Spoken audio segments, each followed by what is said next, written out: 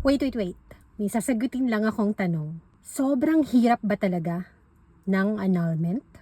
After hearing the interview of an actress, which I will show you now, Gaano kahirap yung pinagdaanan mo? Tito Boy, actually sobrang hirap. Yung annulment kaya naging pangarap ko na lang po siya dahil sa sobrang tagal, yung pinagdaanan ko, kung bakit ko siya naging pangarap kasi napakahirap, Tito Boy.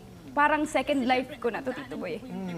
Kasi syempre, napagdaanan ko po yung depression, yung anxiety, yung wini-wish ko pag nakakita ko, Tito Boy, ganun kalala. Pag nakakita ko ng bata na babae, iniisip ko na sana hindi niya maranasan yung naranasan ko kasi sobrang hirap, baka hindi niya kayanin, Tito Boy. Alam mo yung para kang buhay ka pero namatay ka ng ilang ulit. Ganun po kahirap. Pagka pure na pure ka, tapos yung bumabalik sa'yo is parang hindi mo deserve. Lahat ng ito bumabalik in the process of annulment. Yan ang ibig mong sabihin. Kasi surviving that marriage, you were quoted to have said, ay napakahirap ng pinagdaanan mo. At ang ilan yan ay nabasa namin sa iyong mga posts. Pero doon sa annulment process, ano yung mahirap? Nagkaharap ba kayo? Face-to-face ba kayo ni John? Nagkita po kami. Oo, meron bang palitan ng salita? How difficult was that experience? Napakahirap, Tito Boy, kasi una sa lahat, hindi ko po sure kung magagrant yung annulment. Napakahirap po sa pag-aantay mo, syempre po yung gastos, tapos darating na yung time na manghihina ka na, hindi na yata ito mangyayari. Hindi na yata magagrant to. Gaano katagal yun, tapos, Gerald? Yung proseso? All in all po, pag pinagsama-sama is 5 years po.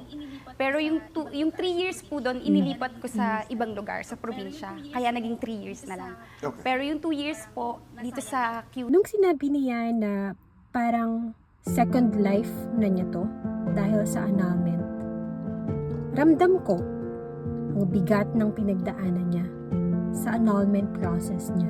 Pero bilang isang annulment lawyer, gusto ko lang i-share ang realidad na hindi madalas pinag-uusapan. Hindi porket sobrang sakit ng marriage, automatic nang magagrant ang annulment.